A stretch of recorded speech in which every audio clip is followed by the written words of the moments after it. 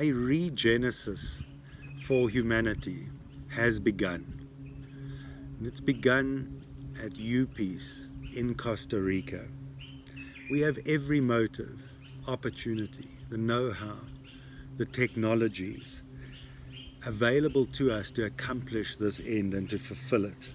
While for the purpose of this presentation, we're concentrating on the academic or campus model, the model for the region that we're designing and the context for this academic model is also the community level model, the secular community in El Rodeo, and the indigenous community adjacent to the site, as well as the city of Colon, which would provide then those various rings or spheres that need to be part of a model to show scalability.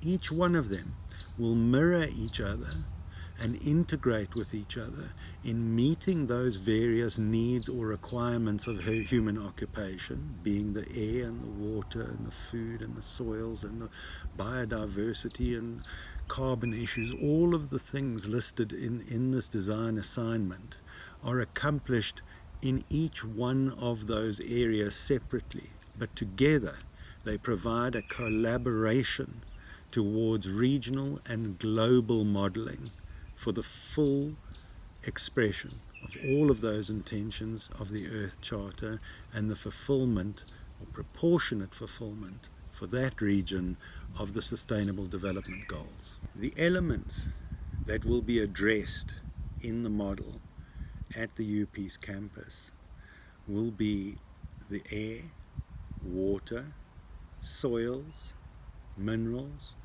microbiology, plants, animals, and obviously the humans. Now each one of those never exists in isolation. These are in constant dialogue, and the purpose of the model is to show the optimum relationships, the interrelationships between each of these, the interdependence, and the healthful and sustainable coexistence of all of those domains. To speak to how the model addresses the atmosphere, the air, our response and the technologies or tactics that we employ in the model will address climate change response. How do we sequestrate carbon?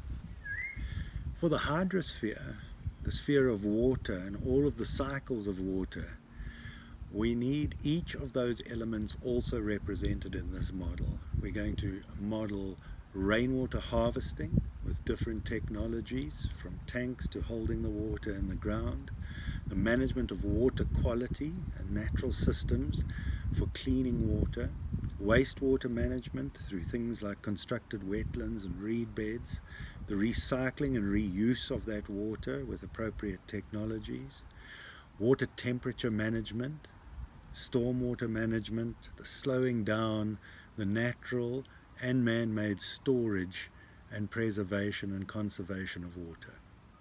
Two very interlinked systems, the lithosphere, that being of the mineral kingdom and the rocks, and the pedosphere, that of the fertile soils, the top 40 centimeters. We need to clearly illustrate how they integrate into the design. On the lithosphere side, with the mineral kingdom, the model addresses this through things like the material selection for the buildings, the built environment, the architecture and urban design, what the houses are made of, paint selection for walls, ceilings. Many of these practical things are drawn from the mineral kingdom. It also influences strongly the technologies we use for soil science, for biodiversity programs, for food security programs. What we plant in the mineral kingdom is something that is animated and drawn on through biochemical processes into the fertile soils. And those fertile soils obviously give birth to our jungles and our forests and our food forests and our gardens and lawns and landscaping. The pedosphere is the upper element of that, the top 40 centimeters of our soils. The biosphere, the collective sphere of all life on Earth, is modeled in this university campus design in terms of the complex relationships required for a healthy human, animal, plant, microbial habitation of this planet. The interconnectedness of all these things will be modeled in a way that demonstrates the best and most sustainable ways of being. The ethnosphere, the sphere of humankind, all of human activity, our cultural, educational, economic, technical systems, sometimes imposed with ill-considered will on a landscape, need to be modeled in their appropriate form. How do humans live and move, harvest, flourish in the biosphere without depleting it? And models on the campus will be the technologies aforementioned, but agroecological processes, the mimicking of real ecology to produce food through a food forest, various forms of planting, animal husbandry, and aquaculture, polycultures, multiple cultures of life.